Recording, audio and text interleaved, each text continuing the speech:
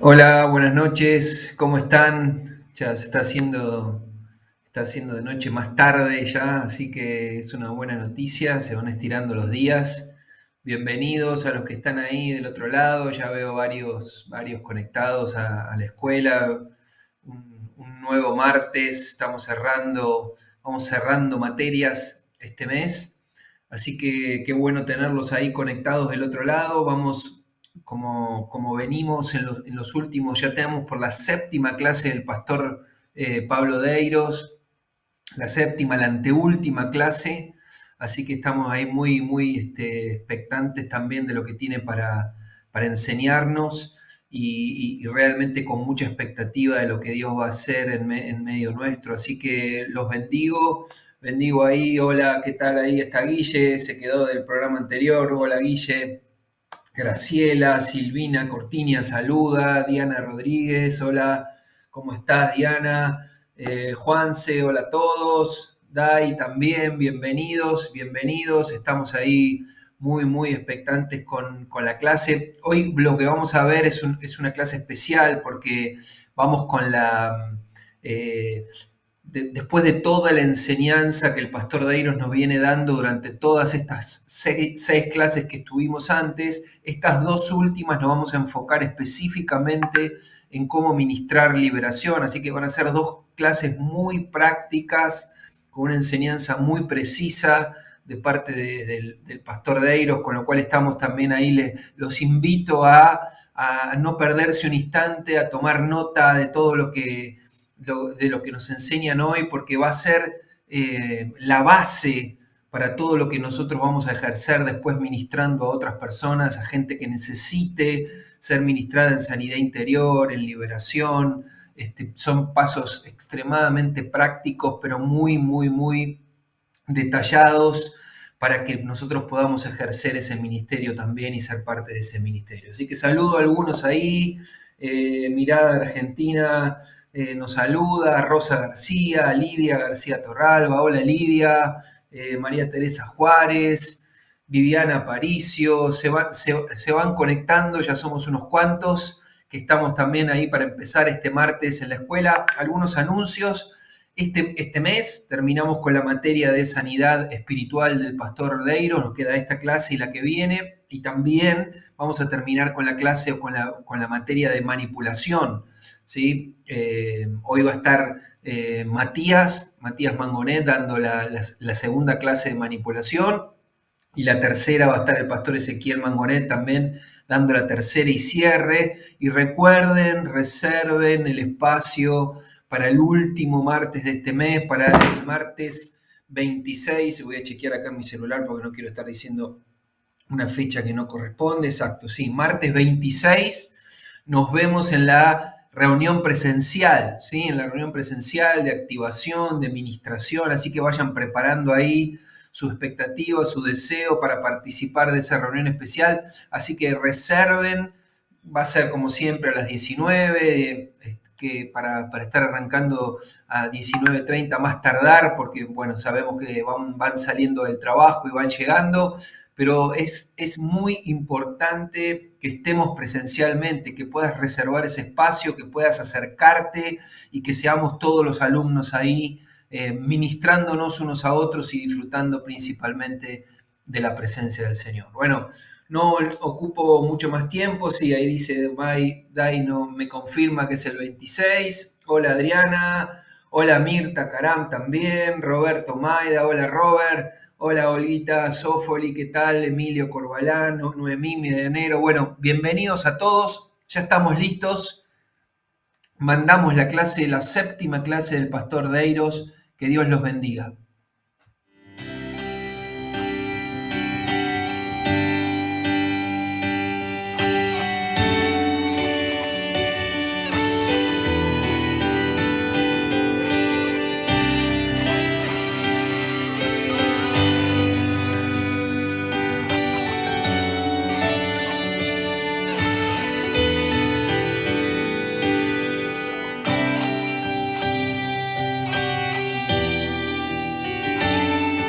¿Cómo les va? Hemos recorrido un largo camino, ¿verdad? Hasta aquí en nuestro curso sobre el ministerio de liberación y lo que es sanidad espiritual.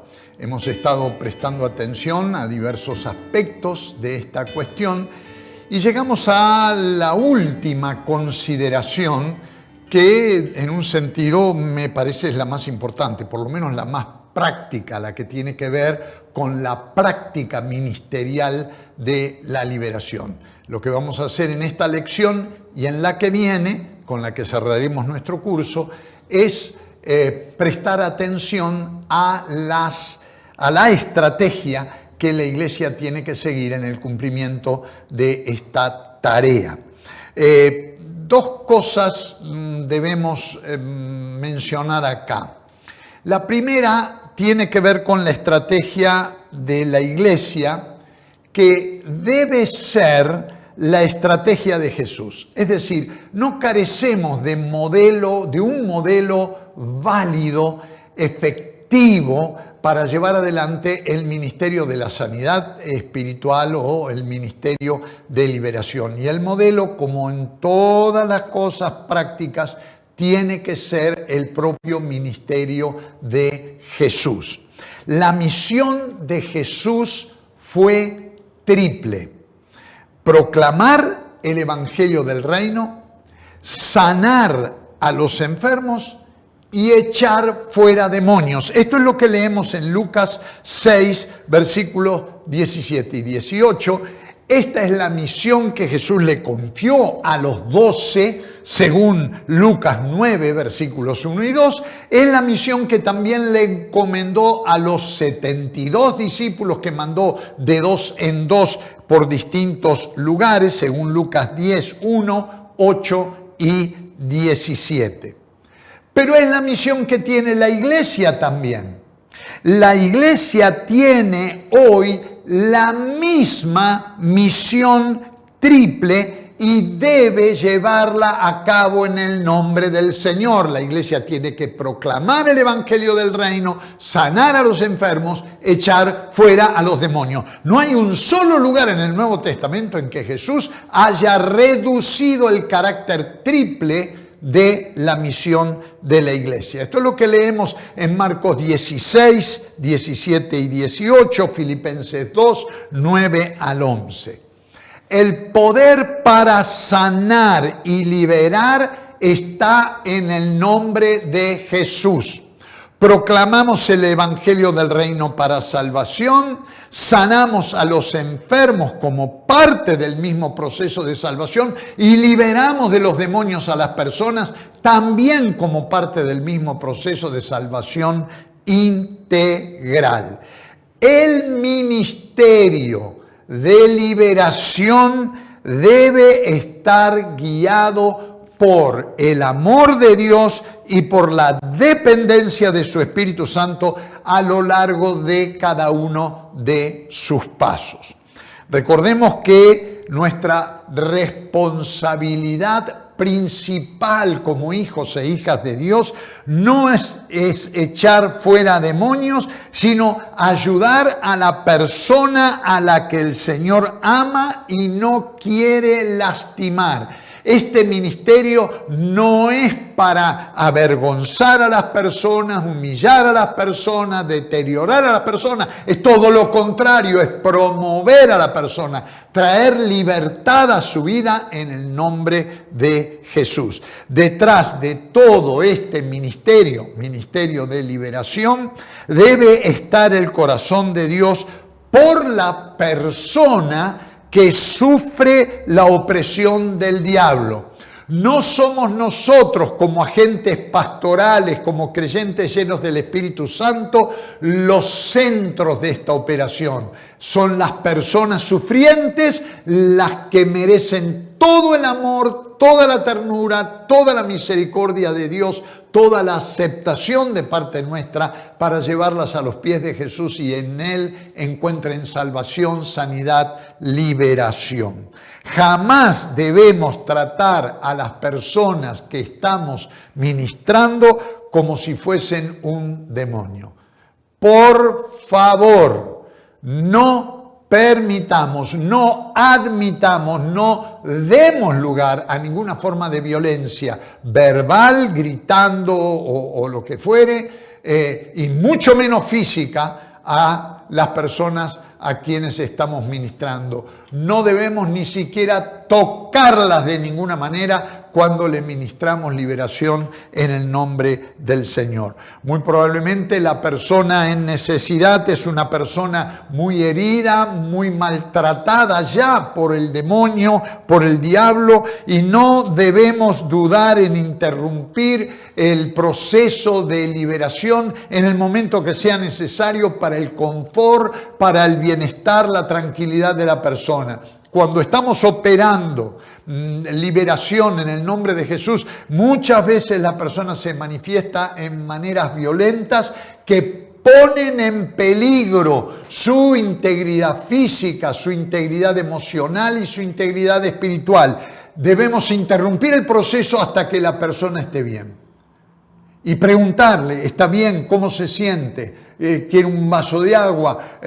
Tomemos un minuto de descanso. Es decir, buscar la manera en que la persona se sienta atendida con amor, como si Jesús lo estuviera haciendo, porque nosotros estamos actuando en el nombre del Señor. Nunca agredir a la persona, y menos decir frases que son totalmente fuera de lugar y que no tienen ningún fundamento bíblico. En algunas campañas, en algunos lugares, hermanos, lamentablemente sin demasiado entrenamiento y adecuada experiencia, han cometido el error de empezar a decir quema, quema, quema, quema ¿qué?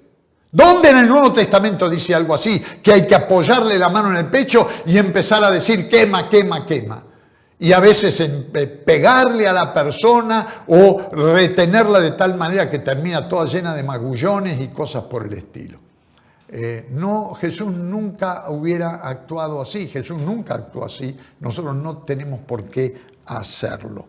Debemos orar de manera amorosa, una oración general, o mejor, orar de una manera específica, pero por las heridas, por los dolores, por las consecuencias de una persona que es sufriente, que padece la obra destructiva del diablo. No agreguemos nosotros más dolor al que ya existe. Dicho esto, en cuanto a la estrategia de la Iglesia, en términos de que debe ser la estrategia de Jesús, vamos a comenzar a considerar el hecho de que la estrategia de la Iglesia debe seguir 10 pasos que son sugerencias de la manera en que podemos proceder en el nombre de Jesús. Tengo que decir que estos 10 pasos son estrategias, son caminos estratégicos que hemos aprendido de un gran siervo de Dios que ha estado con nosotros en la Iglesia del Centro y de quien hemos aprendido muchísimo, de su experiencia a lo largo de los años en este ministerio. Me refiero al pastor Pablo Bottari. Y estos 10 pasos los tomo de los cursos que él daba sobre Ministerio de Liberación en la Iglesia del Centro y como asistente en este ministerio particular en las campañas del evangelista Carlos Anacondia y, como dije, una experiencia acumulada a través de muchísimos años de servicio al Señor. De manera que al tiempo que comparto con ustedes estos 10 pasos, también quiero honrar la memoria grata de nuestro compañero de milicia, de nuestro consiervo Pablo Bottari y el agradecimiento a su contribución, a nuestra comprensión de la mejor manera de servir al Señor y servir a los sufrientes a través del ministerio de liberación. Así que vamos a considerar estos 10 pasos, vamos a considerar unos 5 o 6 en esta lección y dejaremos los otros para el cierre en la lección próxima. El primer paso consiste en cerciorarse de que la persona esté manifestada. No necesariamente esto ocurre, pero muchas veces cuando oramos en el poder del Espíritu Santo, lo demoníaco en la persona se manifiesta de distinta manera. Así que, en primer lugar, hay que verificar el grado de conciencia que trae la persona manifestada, cuidando de no agredirla en el trato. Hay que tratar, vuelvo a insistir, a la persona con amor, con ternura, de modo de no lastimar sus sentimientos, su integridad física y moral y espiritual. La persona puede no ser consciente o seguramente desconoce la situación que está atravesando, que se hace evidente en el momento en que comenzamos a ministrarla en el nombre del Señor y bajo el poder del Espíritu Santo. Entonces, trata de evitar los excesos, el abuso de autoridad, cuando sometes al Espíritu a la autoridad de Jesús, para no atemorizar a la persona, pues pueden producirse ataduras de temor que nosotros mismos provoquemos, y entonces el remedio termina siendo peor que la enfermedad.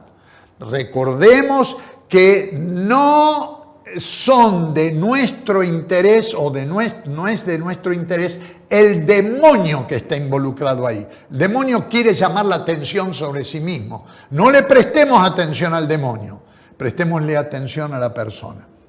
Lo que nos interesa es la liberación de la persona, no quién es el demonio, cuántos son, a qué se dedican, cómo entraron, cómo van a salir y todo lo demás. Eso es totalmente secundario y sin importancia. La persona es lo más importante. Dale prioridad a la persona que vino buscando ayuda y que necesita ayuda. Sé amoroso, no autoritario, no te impongas sobre la persona. Al demonio sí dale la orden, no necesitas dar demasiada orden si estás actuando en el poder del Espíritu Santo.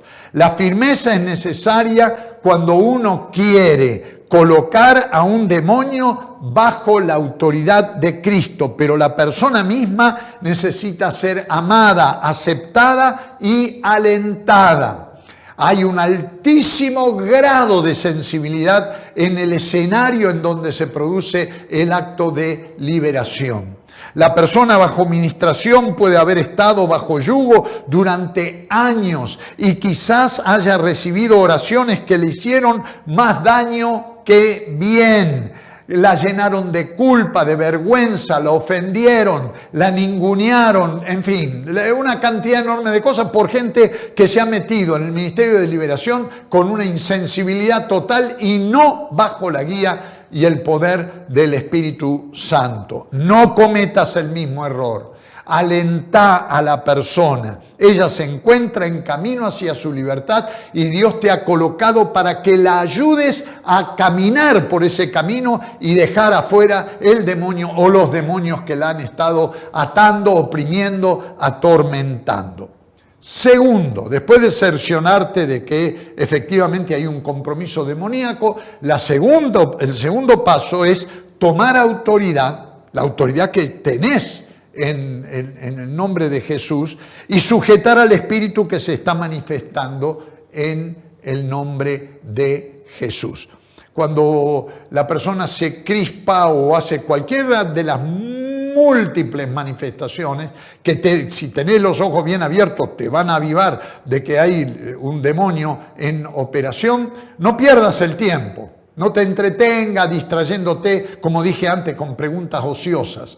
Anda directo, te ato en el espíritu inmundo, te ato en el nombre de Jesús. Si la persona está manifestada, toma autoridad y sujeta al Espíritu en el nombre de Jesús. Lo que podés decir es algo muy sencillo. Sujétate en el nombre de Jesús, o te ato en el nombre de Jesús, o te quedás quieto en el nombre de Jesús. Depende de lo que el Espíritu esté moviendo a la persona a hacer. cualquiera de estas órdenes que te las tiene que dar el Espíritu Santo, vos si estás lleno del Espíritu, el Espíritu te va a decir exactamente cómo tenés que reaccionar, cómo tenés que responder. Te ato en el nombre de Jesús es la forma más sencilla de hacerlo. Esta es la manera más efectiva de tomar autoridad sobre los demonios, ya que no solo el área espiritual queda sometida a Cristo, sino también cualquier otra área de la persona. En Lucas 10, 17 leemos: volvieron los 70 con gozo diciendo: Señor, fíjate, aún los demonios se nos sujetan en tu nombre. Esto es lo primero que hay que hacer, sujetar ese espíritu inmundo en el nombre de Jesús. Entonces, seguir repitiendo estas órdenes, no hace falta que grite como un marrano, ni sacudas a la persona, ni haga ninguna de esas cosas. Da orden con autoridad. El que da una orden con autoridad no tiene que gritar, porque la autoridad no está en el grito. La autoridad es autoridad espiritual. Hay que decírselo. Entonces, seguir repitiendo estas órdenes hasta que el espíritu se quede quieto y deje de molestar y quede sujeto. Entonces, no te sorprendas si esto toma tiempo. Sé persistente. Los casos de poco compromiso se resuelven rápido, pero te puede tocar un caso que tome bastante tiempo. A veces uno está horas ministrando a alguien porque el compromiso demoníaco es gravísimo.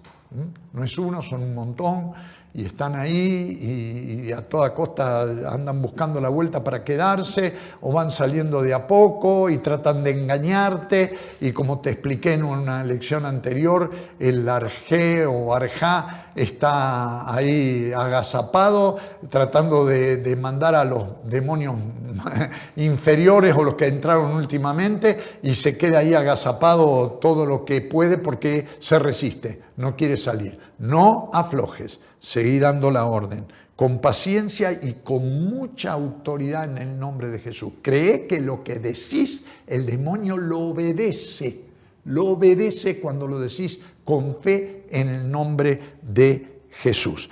Entonces, seguir repitiendo, sé persistente. Es de ayuda también decirle a la persona que le estás hablando al demonio que se está manifestando y no a ella.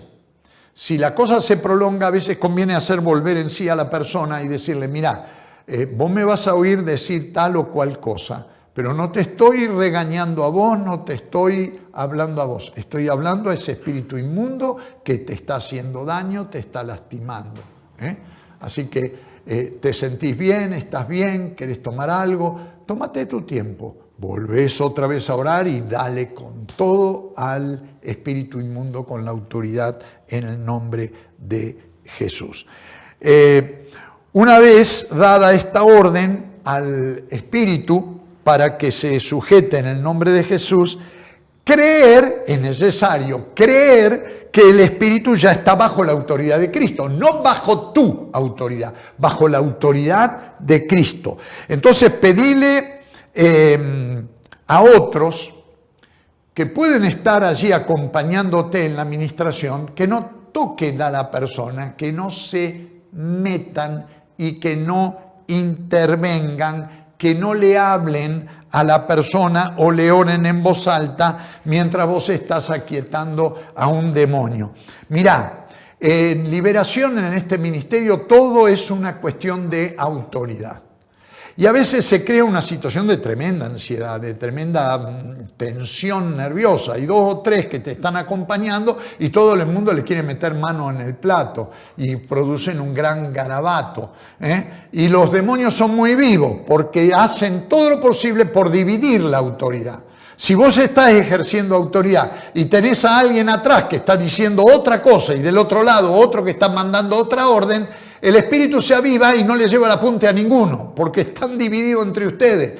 Cuando hay otros testigos, en lugar de darle orden, si vos sos el que está llevando la administración, pediles con amabilidad: hermanos, intercedan por mí, ayúdenme, apóyenme espiritualmente, pero uno es el que da la orden en el nombre del Señor. Uno es el que toma autoridad para ministrar liberación. Los espíritus son muy rápidos para percibir la autoridad dividida. Si otros intervienen o cuestionan tu autoridad, va a ser más difícil atar al demonio. Ahora, esto no quiere decir que un hermano con mucha experiencia, esto yo lo viví y la verdad que se lo agradezco al Señor más de una vez con el pastor Pablo Botari, de estar frente a un caso terrible y pasar Pablo y ver la situación, verme a mí desesperado que no da pie con bola y llamarme a hacer una pausa y aparte decirme, preguntale por esto o ministrale tal cosa o tener cuidado con aquello, pero no intervenir. Tenía Pablo toda la experiencia para hacerlo, pero muy bien él nos enseñó, vos estás usando autoridad, aunque yo vea que estás metiendo la pata, no te voy a exponer frente a ese espíritu inmundo, te voy a decir la cosa aparte. Tenemos que tener cuidado con estas cosas. El diablo es muy vivo, muy perceptivo y sabe cómo fácilmente nos puede engañar también a nosotros. Tercer paso, hacer volver en sí a la persona para establecer y mantener comunicación con ella. Esto es importante. Pensá que en la mayor parte de los casos el proceso de liberación es precisamente eso, es un proceso, es una lucha con el demonio, es hacer volver a la persona para que se relaje, descanse, para interrogar a la persona, no al demonio, a la persona para ver dónde está la raíz del problema, darle la oportunidad a la persona para que confiese esas situaciones. Entonces, hace que la persona vuelva en sí. Generalmente cuando la persona se manifiesta parece que pierde conciencia de la realidad, entonces vos la podés hacer volver en sí, diciendo fulano de tal, si sabes el nombre, toma control de tu cuerpo, de tu mente, en el nombre de Jesús. Toma control de tu espíritu, mírame a los ojos, abrí tus ojos si la persona los tiene cerrados, volvé en sí, mírame, en fin. Si desconoces el nombre de la persona, decís simplemente espíritu humano, en el nombre de Jesús, controla tu mente, controla tu cuerpo, respondeme a mí. Es muy importante que estés seguro que la persona está consciente cuando comenzás a hablarle, de modo que la persona pueda tomar sus propias decisiones.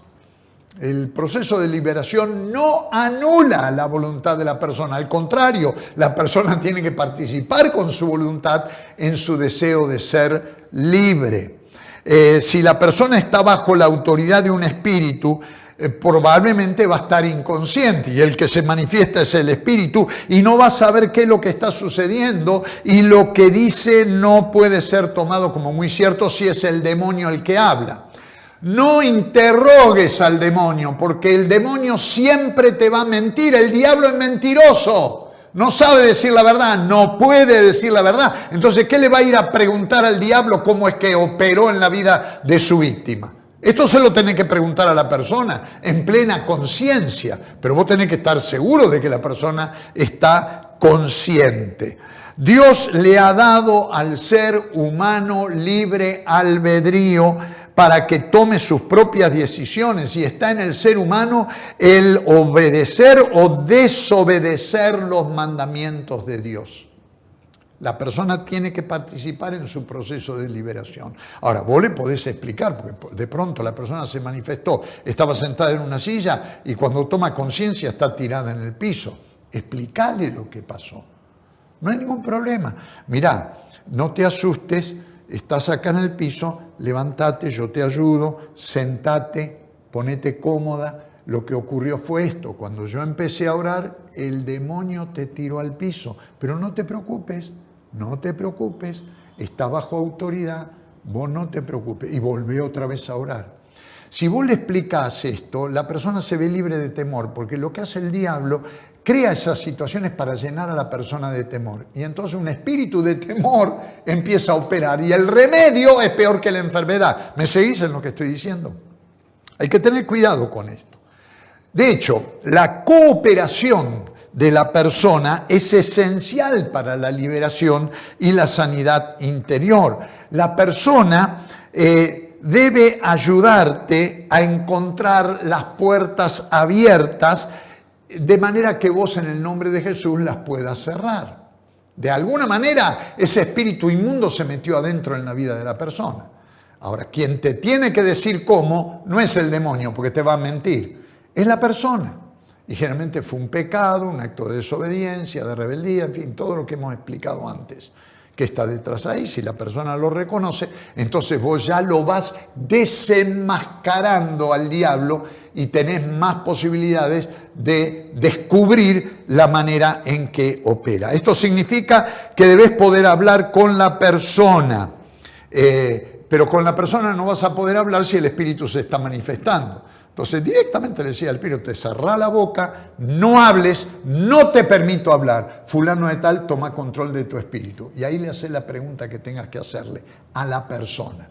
Porque repito, y esto te lo voy a repetir hasta el cansancio, no le preguntes al demonio, porque el demonio te va a mentir y siempre te va a tratar de engañar.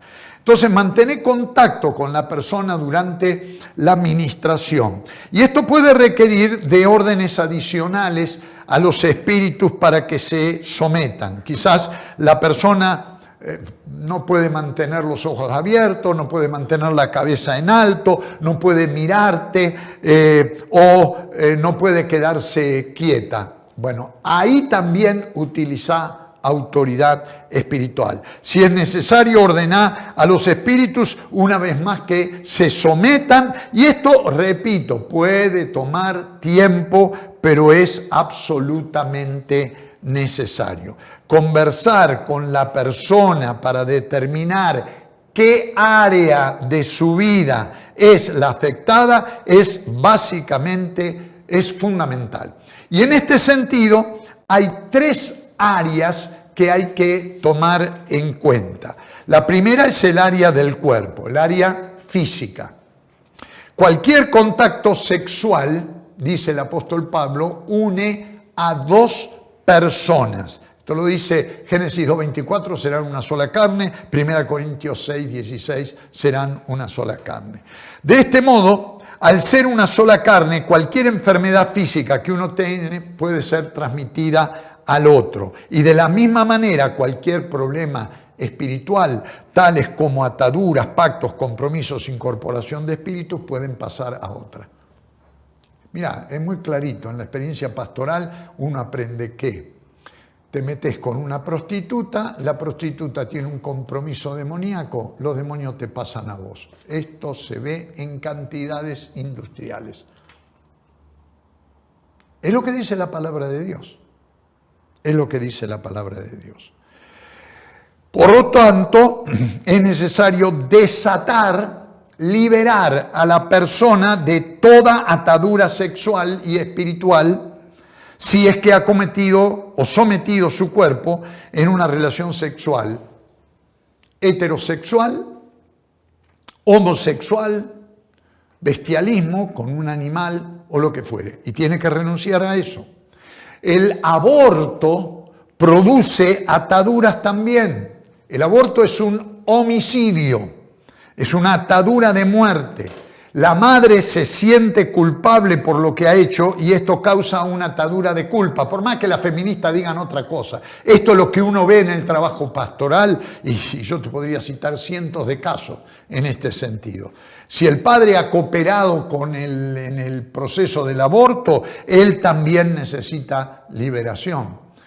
No es extraño que una mujer que ha cometido aborto cae con un estado de depresión terrible y muchas veces aloja ideas de suicidio. Es un espíritu de muerte el que se aloja allí. Otras experiencias que suelen producir ataduras en el área del cuerpo son abuso sexual, anorexia, bulimia, migraña. Migraña es el resultado, cuando se descartan todas las posibilidades clínicas, es el resultado de un gran temor, una experiencia traumática de temor produce migraña. la persona necesita ser liberada de esa experiencia de temor. El área del cuerpo. La segunda es el área del alma, el área emocional. En el área del alma, que tiene que ver con pensamientos, sentimientos, emociones y con la voluntad, hay dos ataduras muy fuertes, el odio y el temor. Las ligaduras de odio, bueno, quizás esta es una de las más fuertes porque cuando la persona se manifiesta con mucha violencia. El odio es uno de los espíritus más resistentes y da lugar a rencores, resentimientos, envidia, orgullo, violencia, venganza, ira, mala voluntad, maledicencia, raíces de amargura, falta de perdón. La lista es larguísima. Aquel que no perdona no puede ser perdonado. Y esto es un veneno, tiene una fuente de veneno adentro que lo contamina todo. Y por el otro lado, las ligaduras de temor hacen que el temor traiga como consecuencia ataduras que se conocen como traumas, fijaciones, complejos, convulsiones, miedos, fobias, dudas, un estado de alteración permanente, inseguridad. Todo lo contrario de lo que dice el apóstol Pablo en 2 Timoteo 1:7, no nos ha dado Dios espíritu de cobardía, sino de poder, de amor y de dominio propio. Todo lo contrario de esto es lo que produce una ligadura de temor. La persona debe renunciar a estos sentimientos negativos y debe tratársela con mucho amor y comprensión. Y por último tenemos el área del espíritu, el área espiritual. Cuando hablamos del área del espíritu, no nos estamos refiriendo al espíritu de la persona, sino a todo lo que tiene que ver con todo tipo de contacto con el mundo espiritual de las tinieblas, es decir, lo que hablábamos en una lección sobre el ocultismo. Cualquier contacto con el mundo espiritual de las tinieblas, con el ocultismo, trae y produce ataduras muy serias que afectan gravemente a la persona. Bien dice Deuteronomio 29:29, las cosas secretas pertenecen al Señor nuestro Dios, mas las reveladas son para nosotros y para nuestros hijos para siempre, para que cumplamos todas las palabras de esta ley. Dios no ha permitido, no permite que el ser humano entre en las cosas secretas y ocultas. ¿Y quién lo hace? Bueno, se compromete con el diablo. El ocultismo aparenta ser algo inocente, pero no es cierto. Comienza con el horóscopo o el tablero Ouija, para pasar a cultos más fuertes como el espiritismo, la magia negra, entre otros, y termina siendo, como dice la palabra en Deuteronomio 18, 9 al 14, abominación al Señor. Cualquier compromiso con el ocultismo, consulta a un vidente, tarot, curanderismo, provoca la dependencia de la persona con quien la aconseja y dirige. Estas personas que practican la adivinación actúan bajo el control de un espíritu de adivinación. Y esto significa que son sacerdotes o ministros de Satanás. La persona que sana bajo un poder que no es el poder del Espíritu de Dios está actuando bajo el poder y el control de un espíritu de engaño, es decir, bajo la autoridad de Satanás. Este es el caso de cualquier curandero, chamán o hechicero. 2 Corintios 11:14 dice que no es maravilla esto porque el mismo Satanás se disfraza como ángel de luz. Cualquier persona que se haya sometido al consejo y autoridad de un ministro de Satanás se ha sometido a la autoridad del espíritu que opera bajo el control de su amo. La persona ha sometido su vida a un espíritu inmundo. No importa cuál haya sido el compromiso, acuerdo o pacto que la persona haya hecho para obtener su deseo o petición. La persona entonces debe renunciar a esto con todo detalle, a cualquier autoridad que no sea del Señor y a la que haya sometido o le haya dado autoridad. Y por último, es importante, en esta cuestión, el cuarto punto, necesitamos preguntar a la persona si desea ser libre. Sí. Así como tenemos que preguntar a un enfermo si desea ser sano. Explícale con prudencia lo que ha pasado y su necesidad de liberación. Tenemos que respetar y aceptar la decisión de la persona cualquiera que sea. Dios nos dio, como dijimos, libre albedrío. No se puede obligar a nadie a que sea libre. Todas las decisiones, y mayormente aquellas que están relacionadas con el área espiritual, deben ser tomadas por cada persona, dado que cada uno de nosotros debe dar cuenta a Dios, como dice Romanos 14:12. En el área espiritual, más que en cualquier otra, la persona es responsable por sus propias decisiones. No podemos salvar a nuestros parientes o amigos, incluso si los amamos mucho. Ellos deben tomar su propia decisión delante de Dios. Dios trata con nosotros de una manera personal.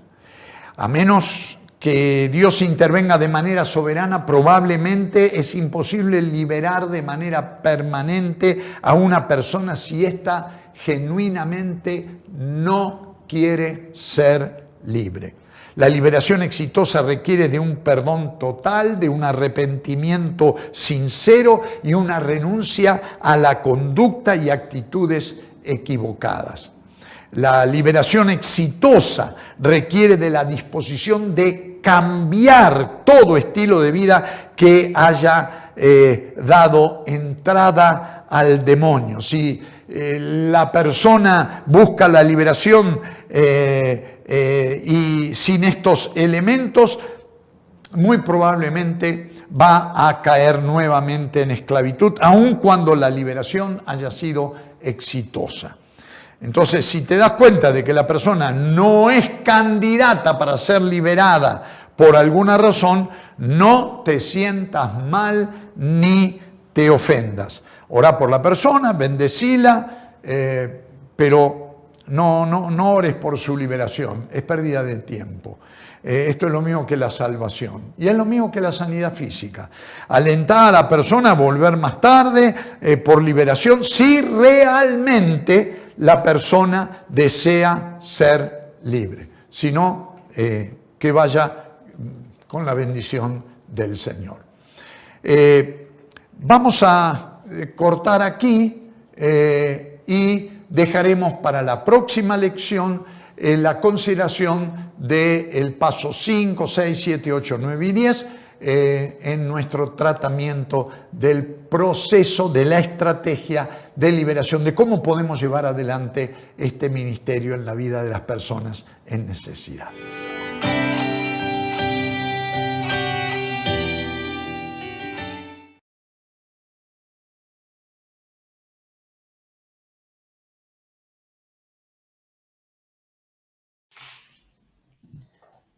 Hola a todos, bueno, qué clase espectacular acabamos de tener de la mano del pastor Pablo Deiros.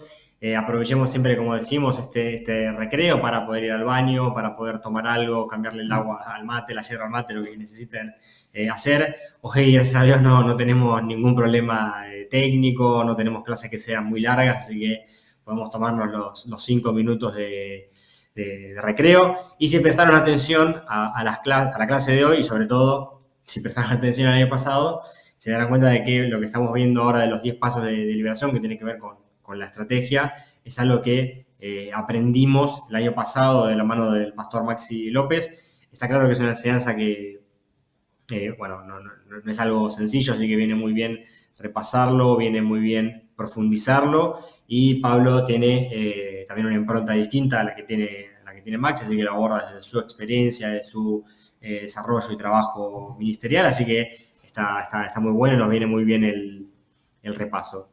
Bueno, quiero aprovechar ahí para saludar un poco a los que están del otro lado. Pablo tiene... que tengo el celular con volumen, ahí está, perfecto. Bueno, bien, hay muchos mensajes agradeciéndole al pastor Deiros por la enseñanza. Acá dice Benjamín Esmún, dice, buenas tardes, tenemos que estar atentos y pedir revelación al Señor, seguimos aprendiendo, tal cual, tal cual. Y Basilio Máximo Bandura dice, la falta de perdón produce enfermedades, a veces la gente no se da cuenta que es una atadura, tal cual. Sí, tal cual, es obviamente un tema que da para mucho, pero sí, la falta de perdón, las raíces de amargura pueden terminar generando problemas físicos. Y ahí saludo a la familia Sarrachuk, Isa Álvarez, Robert Maida, Joco Kanji, saludos a todos, qué bendición poder estar compartiendo juntos un martes más. Y ahora en el segundo bloque vamos a continuar con la enseñanza que empezó Gonzalo el martes pasado acerca de cómo ser libres de la manipulación. Esto es una enseñanza basada en un material, en un libro del pastor Carlos. La clase pasada Gonzalo introdujo el concepto de manipulación, el significado, la relación entre la manipulación y la inmadurez, qué es lo que quiere el Señor, ¿no? Que desarrollemos un estilo de vida en base a las bienaventuranzas, que no seamos personas ni pasivas ni agresivas, sino que personas asertivas. Así que esa fue la introducción de la enseñanza de Gonzalo. Y hoy vamos a desarrollar cuáles son las 4 estrategias básicas de manipulación para que vos puedas identificarlas, para que vos puedas reconocerlas y que puedas hacer los ajustes necesarios en tu vida. 2 comentarios más y ya mandamos con la clase, así cumplimos con los tiempos.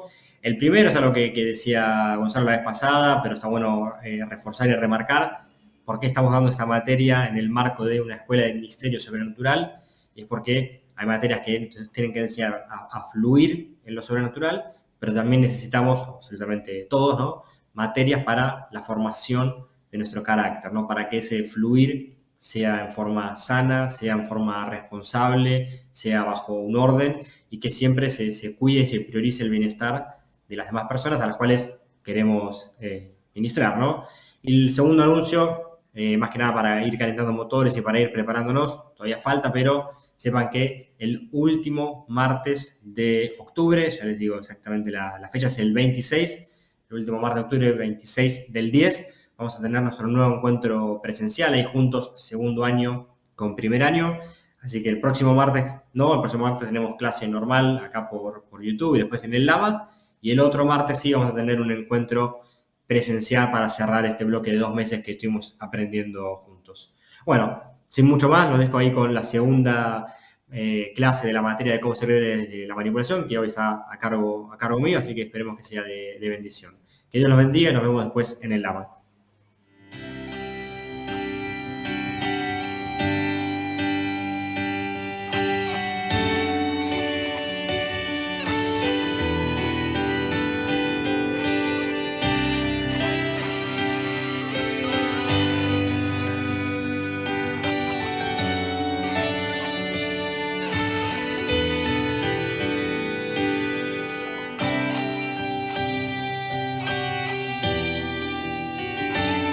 Hola a todos, bienvenidos un martes más a la Escuela de Ministerio Sobrenatural de la Iglesia del Centro. Qué bueno estar compartiendo ese tiempo juntos. Estamos dando una materia nueva que arrancó Gonzalo el martes pasado, que está basada en el libro del Pastor Carlos acerca de cómo ser libres de la manipulación, ¿no? Y explicaba Gonzalo la clase pasada que estamos dando esa materia dentro de la Escuela de Ministerio Sobrenatural porque queremos tener materias que nos formen para fluir en lo sobrenatural, pero también entendemos que es necesario que para que ese fluir ocurra de la mejor manera, nuestro carácter tiene que ser formado, conformado según el carácter de Cristo, y para eso es muy importante que todos podamos ser libres de la manipulación.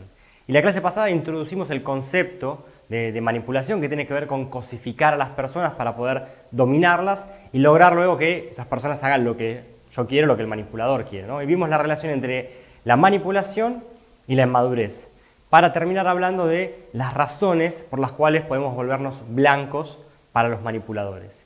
Y hoy vamos a ver las 4 estrategias básicas de manipulación que están ilustradas en el pasaje que estamos usando como guía de Proverbios 30, versículos 15 y 16, que dice: la sanguijuela tiene 2 hijas que solo dicen dame, dame.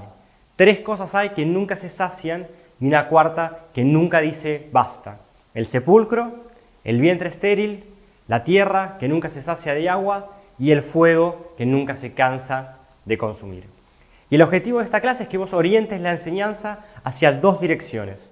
Primero, que a medida que vayamos describiendo las estrategias del manipulador, vos puedas pensar en las personas que te rodean y que pretenden, consciente o inconscientemente, manipularte a fin de que descubras sus estrategias y no seas más víctima de ellos.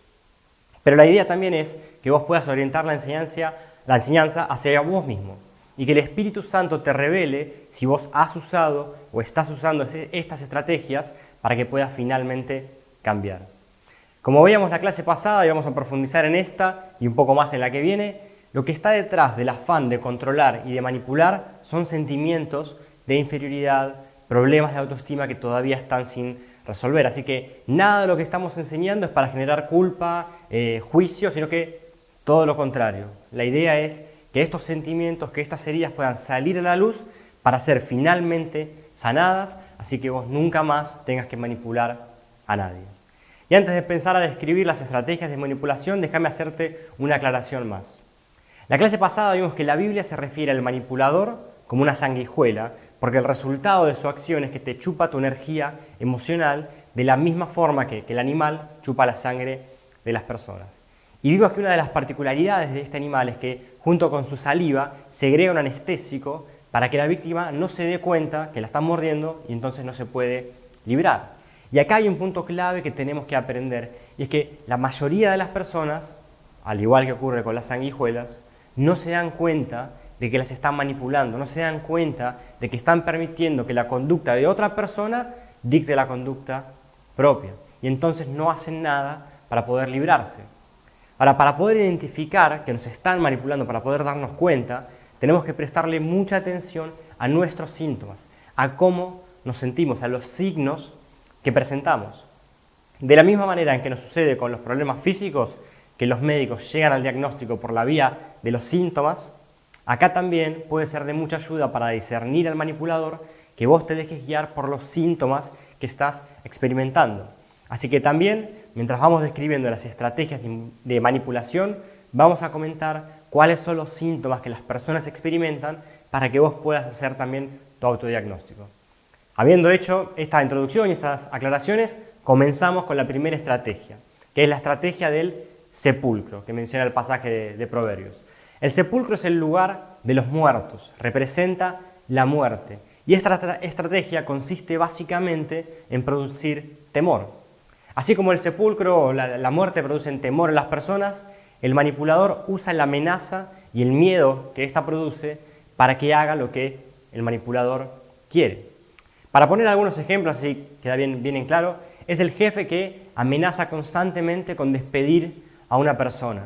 Las relaciones de noviazgo donde uno amenaza al otro con dejarlo, con dejarla, si no hacen las cosas de determinada manera, si no tienen relaciones sexuales, o amenazan con hacerse daño, si la otra persona quiere terminar con ella, no, si cortamos me mato, me voy a lastimar, amenazas, ¿no? Las relaciones donde se amenaza con privar a una persona con el contacto con una persona significativamente importante para esa persona, como no, si hacemos esto no te dejo ver más a tus amigos, no te dejo ver más a tu hermano, no te dejo que te juntes con esa amiga de la infancia.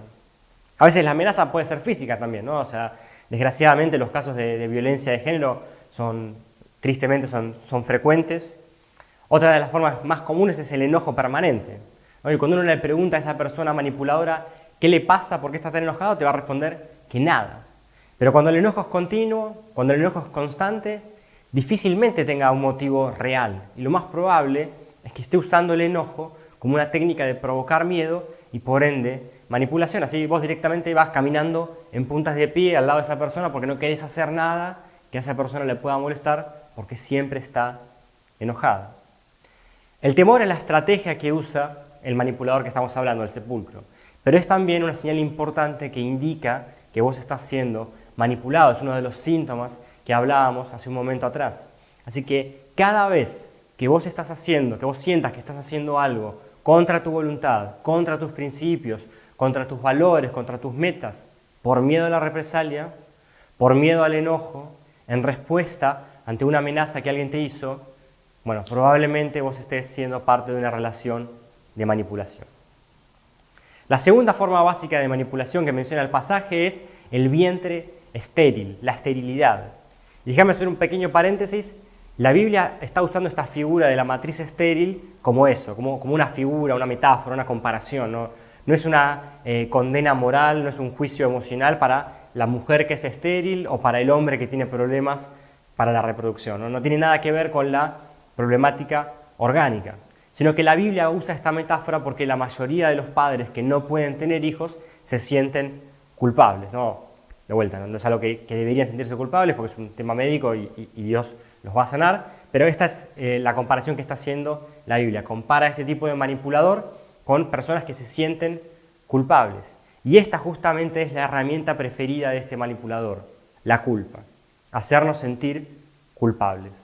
Este segundo tipo de manipulador lo que hace es proyectar culpa y muchas veces insiste en que las consecuencias de lo que vos has hecho fueron terribles para él. Y busca mediante esa estrategia sacar de una especie de indemnización, que repongas parte del daño que vos le causaste a esa persona. Culpabilizando se traspasa la responsabilidad de lo sucedido a la otra persona, a lo que veíamos en la clase pasada acerca de la inmadurez que pretende que los demás se hagan cargo de uno. Y culpabilizando también se hace ver que es la otra persona, la que hizo el daño, la responsable, la culpable, la que tiene que esforzarse por resolver ese daño que le hicieron. Y lo más probable es que, sea cual sea el intento de solución propuesto, a la persona manipuladora le va a resultar insuficiente. Hasta que finalmente vos hagas lo que el manipulador, lo que la persona manipuladora realmente quiere. Así que si te sentís culpable por algo que otra persona hace o dice, ahí primera bandera roja levantada para prestar atención. A ver, algunos ejemplos de estos, que hay un montón, son las personas que con su discurso te ponen como el culpable de su situación o su estado de vida. Por tu culpa estoy como estoy. Desde que hiciste eso, desde que te fuiste de casa, desde que aceptaste ese trabajo, desde que empezaste a salir con esa persona, yo estoy siempre mal, yo estoy siempre infeliz, yo estoy siempre triste, me siento siempre solo, me siento siempre sola. Personas que te hacen responsables de sus frustraciones, que no pudieron hacer o tener X cosa por culpa tuya. Yo no pude estudiar lo que realmente quería por culpa tuya, yo no pude avanzar en ese trabajo que era mi trabajo soñado porque vos siempre me pusiste trabas. Personas que siempre cuando hacen algo por vos se aseguran de remarcar que se están sacrificando, que están haciendo un gran esfuerzo para que vos te sientas culpable y en deuda.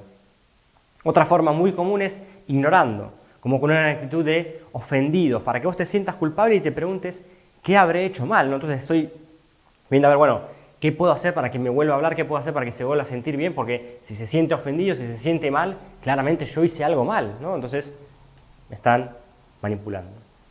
Pero la culpa no es la única estrategia de manipulación del vientre estéril. La persona estéril, en la mayoría de los casos, también se siente desvalorizada por no poder cumplir con esa tarea reproductiva, Por eso, la otra estrategia de esta característica de manipulación es la desvalorización, es decir, tratar de bajar la autoestima de las demás personas mediante la crítica. ¿Cuál es la intención detrás de esto? Es erosionar la valía de las demás personas de tal manera que cuando esas personas se sientan menos, yo puedo conseguir que hagan lo que yo quiero, porque se sienten con una autoestima deteriorada, baja, O si no puedo lograr eso, ¿cuál es el otro objetivo? Que si yo me siento mal conmigo mismo, pero puedo desvalorizar a otra persona, puedo bajar a otra persona, entonces no me siento tan mal porque él también se siente bastante mal, Los nivelo todos para abajo. Y esto es importante tener en cuenta porque como muchos no terminamos de recibir la perfecta aceptación que tenemos en Cristo, de nuestro Padre Celestial, de nuestro Papá verdadero, los seres humanos somos vulnerables a la crítica. Y este es uno de los puntos de los que más se aprovechan los manipuladores. Por eso suelen ser personas muy críticas, que proyectan sobre otros sus propias equivocaciones, temores e inseguridades. Son especialistas, les encanta señalar los errores de las demás personas, se caracterizan por etiquetar a las demás personas, encasillarlas y tratar de anticipar los fracasos ajenos. O tal vez, cuando ya tienen el diario del lunes, presumen de que yo sabía que fulanito iba a fracasar, era obvio que le iba a ir mal en esto, si él es así, si él hace siempre así. Entonces, ahí lo encasillan, lo critican y lo condenan. Ahora, un discípulo de Jesús que desarrolla un estilo de vida de las bienaventuranzas se convierte en una persona asertiva, ¿no? Palabra que aprendíamos en la clase pasada, una persona equilibrada, sana, madura. Y si considera que la otra persona está haciendo algo mal, se va a acercar para decírselo, pero de manera constructiva, con amor, con tacto, buscando cuidar a la otra persona, buscando su bienestar, realmente que crezca, que avance. No lo va a hacer desde la crítica, no lo va a hacer con la intención de bajar al otro, de desvalorizarlo, de dañarlo, ¿no? Esa sería la diferencia entre, porque obviamente que no está mal que uno se acerque y diga, che, mira, me parece que esto que estás haciendo no está bien.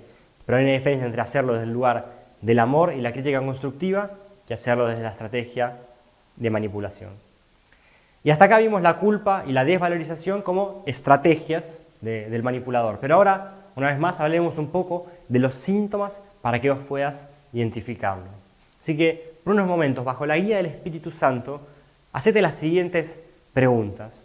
Señor, ¿por qué cuando me despido de estar con mi novio, con mi novia, con mi esposo, con mi esposa, tengo un sentir que no puedo definir muy bien, pero que son como punzadas que me hacen sentir culpable?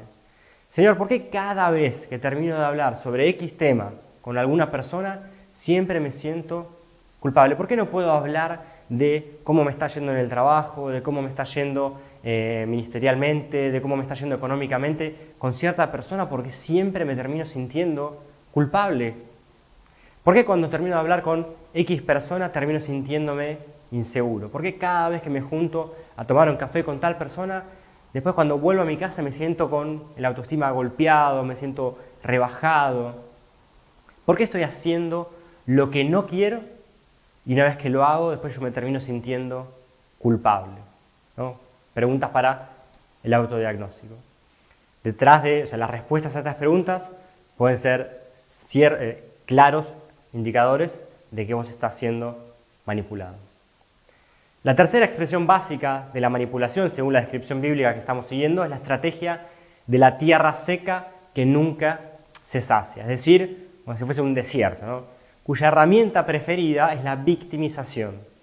El manipulador se presenta muchas veces como eso, como una tierra insaciable, como una tierra seca, árida, como alguien desértico, pobre, dando lástima, victimizándose.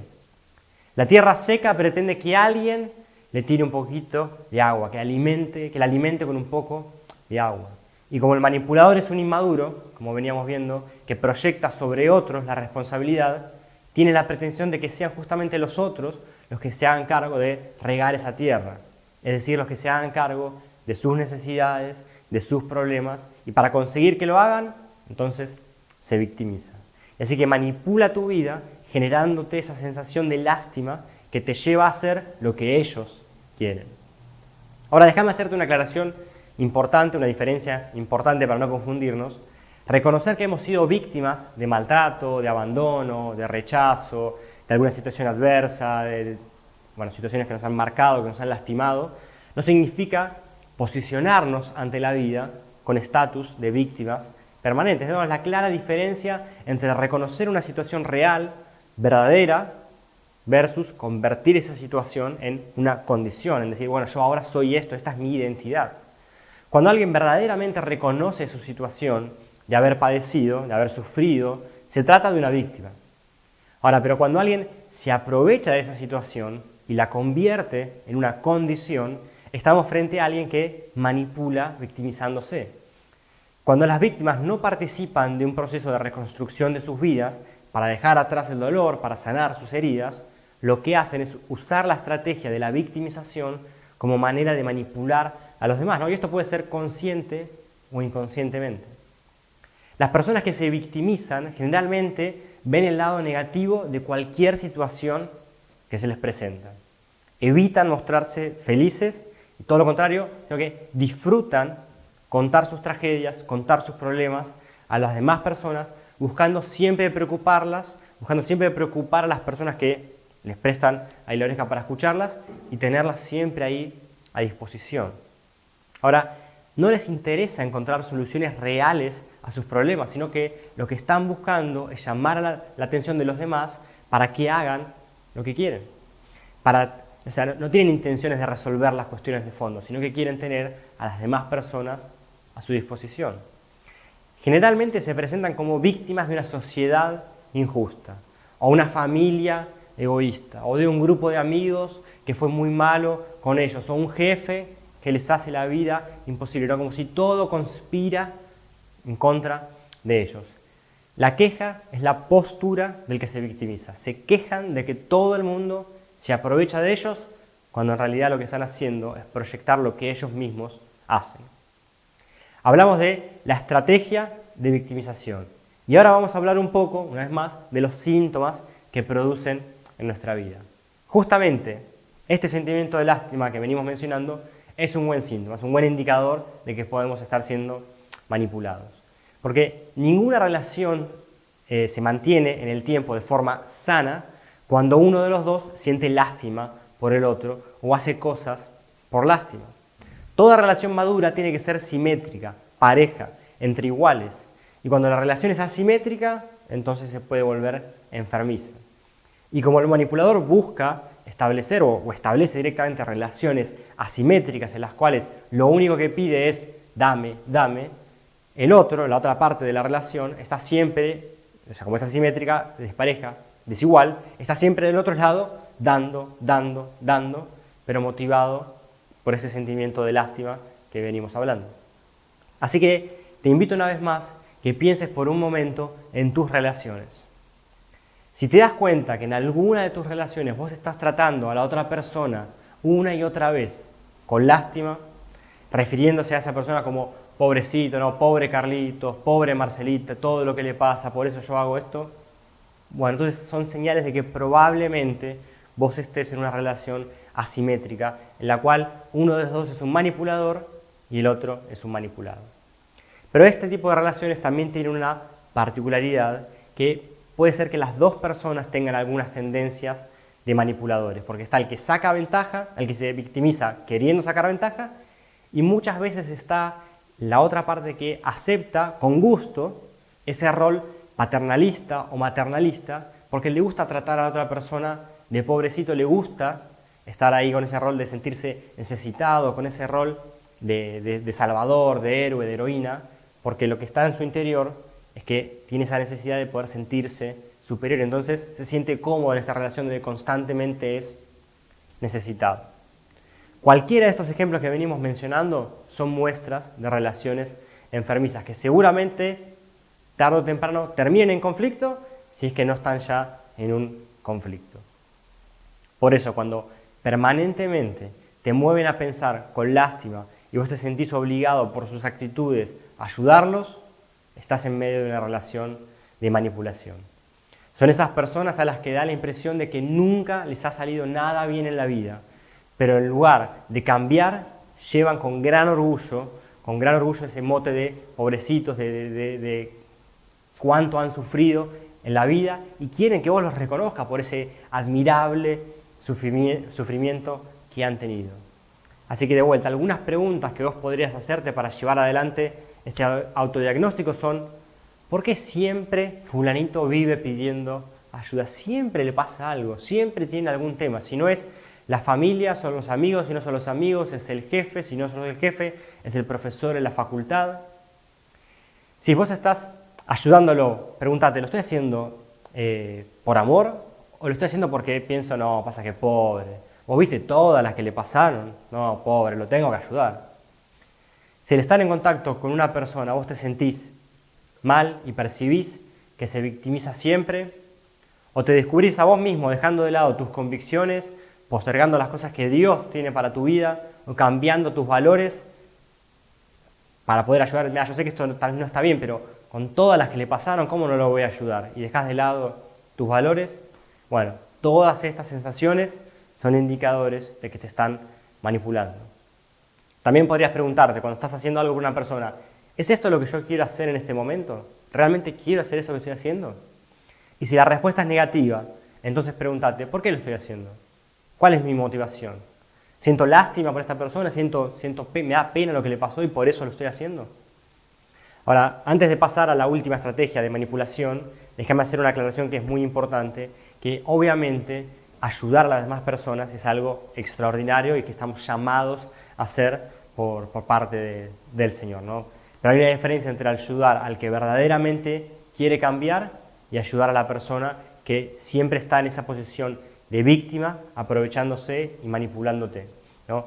Esto es algo que en mayor o menor medida podemos ver en el ministerio de Jesús. Jesús le preguntaba a las personas, ¿qué quieres que te haga? ¿No? Realmente, o sea, ¿qué es lo que está detrás de esta pregunta? Como, ¿realmente vos querés ser sano? ¿Realmente vos querés cambiar? Porque hay mucha gente que se siente muy cómoda en esa posición de enfermedad o en esa posición de víctima, porque logra que todas las personas le estén encima, que todas las personas le estén prestando atención, que todas las personas le pasen la mano por la espalda, y eso es una zona de confort. Entonces, a las personas que realmente quieren cambiar, hay que ayudarla 1, 2, 3, hasta 1000 veces y las que hagan falta, porque es tremendamente gratificante poder ser parte de un proceso de sanidad. Pero a la persona que te das cuenta que no quiere realmente cambiar, entonces es importante que de forma asertiva, con amor y tacto, podamos poner límites. Bueno, llegamos a la cuarta expresión básica de la manipulación que encontramos en el pasaje de Proverbios que venimos estudiando, y dice que hay un cuarto elemento que nunca dice basta, y es el fuego que nunca deja de consumir.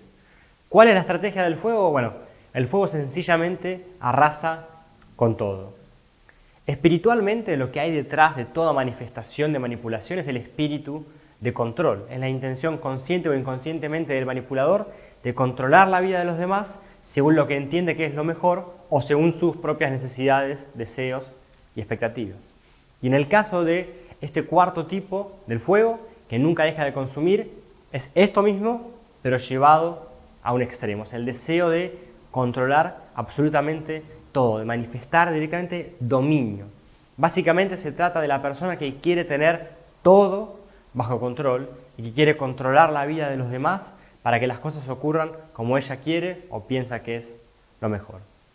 En líneas generales hay dos tipos de manipuladores fuego, por decirlo de una forma, ¿no? El primer tipo es el hipnotizador, ¿no? No estamos hablando acá de hipnosis ni como técnica terapéutica, ni temas que tengan que ver con el ocultismo, con recursos engañosos que utilizan satanistas o mentalistas, no, nada que ver, sino que la palabra hipnosis viene de una raíz griega que significa adormecer.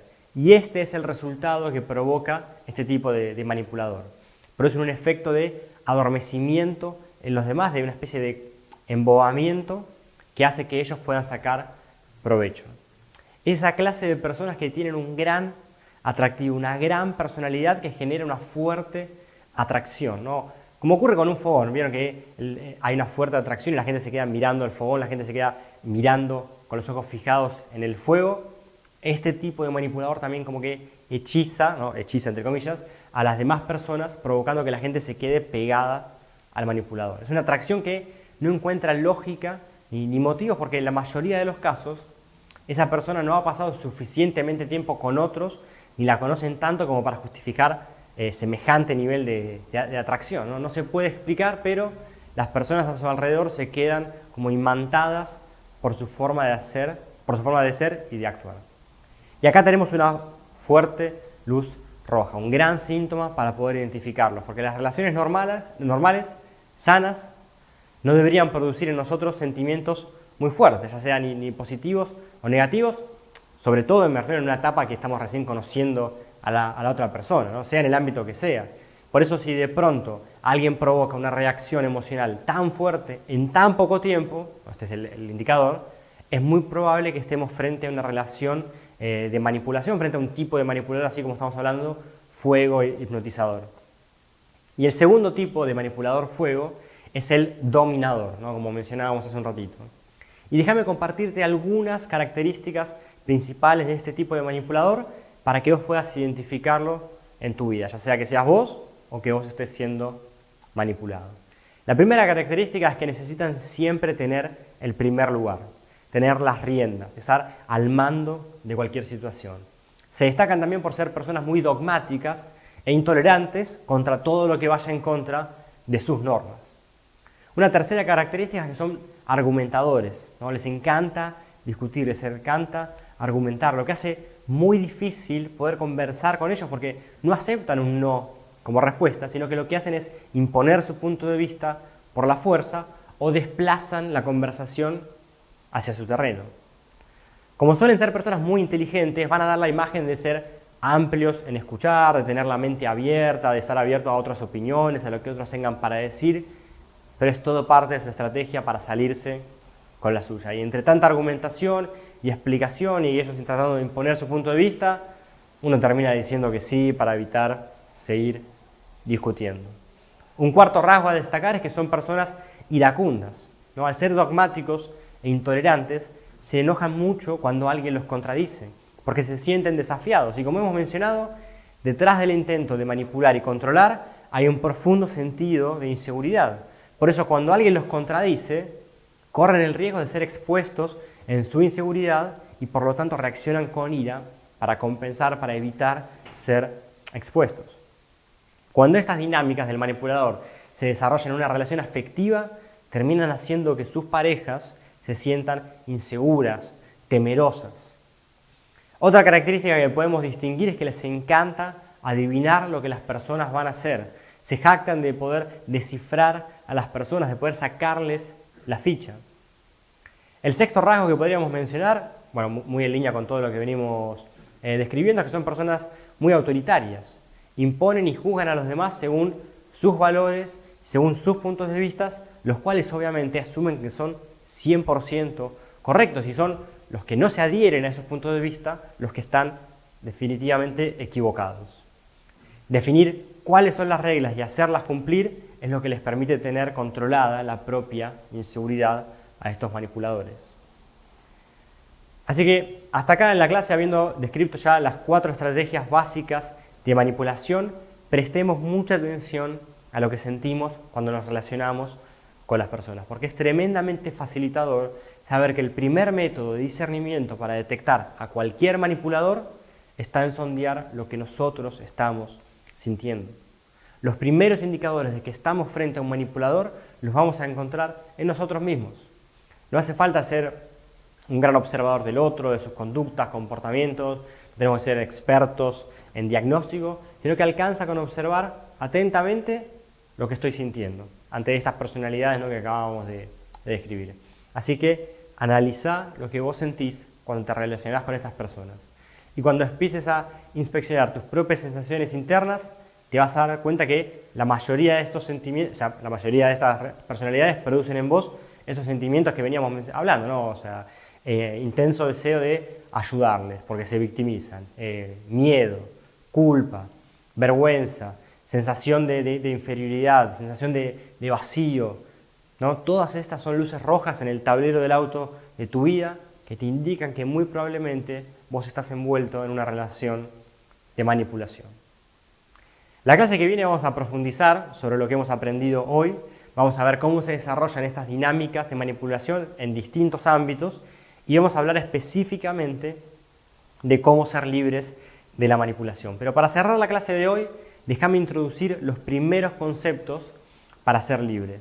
Ya sea que seamos nosotros los manipuladores o los manipulados, ¿no? Acordate que el objetivo de la clase de hoy era que vos orientes la enseñanza hacia los demás, si son las personas que te rodean pueden llegar a ser un manipulador, o hacia vos mismo, si vos sos un manipulador.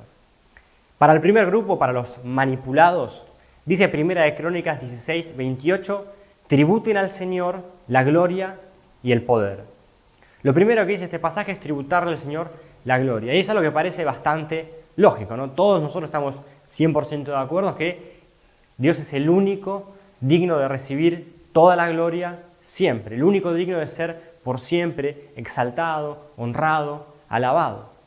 Pero la segunda parte, tributarle poder al Señor, ¿no? ¿Cómo podemos tributarle poder a quien ya es todopoderoso, a quien ya tiene un nombre que es sobre todo nombre en los cielos, en la tierra y debajo de la tierra? ¿No? Y esto es porque muchas veces en la vida, si bien Dios es todopoderoso, nosotros en nuestra vida diaria le terminamos entregando poder a otras personas o a las circunstancias. ¿Qué se desprende de esto? que el manipulador produce efecto en nuestra vida porque muchas veces nosotros le otorgamos el poder para que lo haga. Muchas veces nosotros nos dejamos atrapar, atraer por estos manipuladores que tienen una gran personalidad, por estos manipuladores que usan la culpa y nos sentimos culpables y obedecemos o respondemos ante las amenazas por miedo a la represalia y no terminamos enfrentando la situación real y terminamos respondiendo a los deseos del manipulador. O terminamos dejando que sus estrategias terminen determinando, terminen dictando nuestra propia conducta y nuestras acciones. Así que acordate siempre que vos tenés la libertad de decidir a quién le otorgás poder sobre tu vida. Así que determinate a que el control de tu vida lo tenga únicamente Jesucristo. Cuando Jesús nos demostró el verdadero amor, fue Él quien se hizo esclavo, tomando forma de siervo y se entregó en la cruz por vos y por mí. Él, quien tiene todo poder, que podría habernos forzado, que podría habernos obligado para que lo amemos, pero en lugar de eso nos hizo libres para que nuestro amor por Él sea el resultado de nuestra libre decisión de amarlo, cautivados y enamorados por el amor que Él nos mostró primero. Cuando recibimos su amor incondicional, su aceptación perfecta, su aprobación paterna, entonces ya no necesitamos más migajas. No queremos seguir sufriendo en nuestras relaciones personales, no nos conformamos o resignamos a vivir con culpa o con temor. Por eso, determinate hoy a creer y a recibir con todo tu ser el amor incondicional de Dios, su aceptación perfecta y su aprobación paterna. Y mientras recibimos el amor paterno de Dios, aprende cada día a manejarte siempre con asertividad. Acuérdate que Jesús nos enseña a ser asertivos, es decir, ni manipuladores ni manipulados, ni agresivos ni pasivos. Por eso no alimentes el patrón de manipulación, no refuerces comportamientos enfermizos. Acuérdate que cada vez que el manipulador ve que su estrategia da resultado, seguirá usándola. Por eso no sigas el juego del que se victimiza y te fuerza a pensar en él como un pobrecito. No respondas a la persona que busca siempre hacerte sentir culpable o que constantemente te amenaza. No le digas todo que sí a esa persona que es como un fuego que nunca se cansa de consumir. Con mucha mansedumbre, con mucho amor, expresá la justicia y mostrate misericordioso. Pero por más cercana que sea la persona, no permitas que logren lo que buscan. Atemorizarte, culparte, hacer que sientas lástima por ellos, hipnotizarte o dominarte. Cada vez que por no discutir negás el problema o lo dejás pasar, lo único que estás haciendo es reforzar el comportamiento enfermizo de esa persona para con vos mismo. Para el segundo grupo, los manipuladores, acordate lo que vimos en la clase pasada acerca de la primera bienaventuranza, que es la pobreza en espíritu, los pobres en espíritu. Es todo lo contrario al espíritu de control que está detrás de toda manipulación. Esto parte de entregarle el control total de nuestra vida a Dios, permitiendo que nos inunde de su amor, sane nuestras raíces de rechazo, de desvalorización y ya no necesitemos más controlar a nadie. Tened siempre presente que la raíz de todo manipulador, por más seguro y dominador que se muestre, es la inseguridad, el haber experimentado rechazo y por eso necesitamos ser sanados. Los que se esconden detrás del deseo de manipular en cualquiera de las formas que vimos hoy es una tremenda inseguridad. Esa sensación de desvalorización interna te está llevando a la necesidad de manipular a todos y de dominar sobre todos. Por eso, no permitas que tu ser interior se siga resquebrajando. No dejes que la brecha de tu alma se abra más.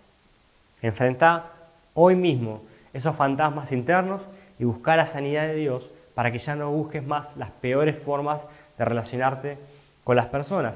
Y también para que no sigas experimentando los peores finales en tus relaciones. Si vos sos alguien que hasta hoy usó alguna de esas estrategias para relacionarte y lograr lo que vos querías, es necesario que cambies. Cuando vos forzás a los demás a hacer las cosas por temor o por culpa, los terminás agotando, consumiendo, y se van a terminar cansando de vos o van a albergar en su corazón un profundo resentimiento e infelicidad hacia vos. Por eso, determinante hoy mismo a cambiar. Si vos venías usando la estrategia de victimizarte, también las personas al lado tuyo se van a cansar. Te van a ayudar varias veces, seguramente, pero en algún momento el Espíritu Santo los va a avivar de que en realidad vos los estás manipulando y van a ponerte un freno. Y si esas personas a las que vos estás manipulando no son cristianas, seguramente mucho antes te van a dejar. Y además, cada vez que vos te pones en esa posición de pobrecito o de pobrecita, espiritualmente estás declarando algo que se convertirá en profecía autocumplida y vas a vivir el resto de tu vida como eso, como un pobrecito, como una pobrecita. Por eso, cambia hoy mismo. Y en el caso del fuego es más claro todavía, ¿no? Vas a consumir a tu familia, vas a consumir a tu novia, a tu novio, a tus hermanos, a tus amigos, y cuando esas personas heridas te terminen dejando, tu inseguridad solamente se va a hacer más grande. Pero hoy es el día en el que vos decidís soltar el control, renunciar a la necesidad de manipular y recibir el amor del Padre que todo lo llena en todo. Porque tu identidad no es la de un manipulador. Vos no sos un sepulcro, vos sos un resucitado en Cristo. Vos no sos un vientre estéril, un insatisfecho, vos estás completo y podés vivir una vida plena en Cristo. Vos no sos ninguna tierra seca, no sos ningún pobrecito ni ninguna pobrecita, vos sos tierra buena, llamada por Dios a dar fruto y estás sentada junto con Cristo a la diestra del Padre, no sos ningún pobrecito. Y vos no sos ningún fuego que consume todo, sino que dentro tuyo está el fuego del Espíritu Santo, listo para quemar todo yugo de inseguridad, de temor, de rechazo, de inferioridad, de desvalorización. Y listo el Espíritu Santo para llenarte de su presencia, de su paz y de impartirte tu verdadera identidad como hijo, como hija, amada por su Padre. Así que hasta acá con la clase de hoy. Una última mención, el ejercicio que les vamos a entregar o que les hemos entregado tiene alguna de estas cosas que estuvimos hablando acerca de los síntomas o acerca de las principales características y oraciones guía para renunciar a la necesidad de controlar a las demás personas y renunciar también a otorgarle el control a otras personas sobre mi vida. Así que no dejes de apartar un tiempo en la semana para hacer este ejercicio, para, con la guía del Espíritu Santo, identificar estas conductas en otros o en tu propia vida, porque lo que Dios quiere es que todos seamos finalmente libres de la manipulación. Que Dios te bendiga mucho.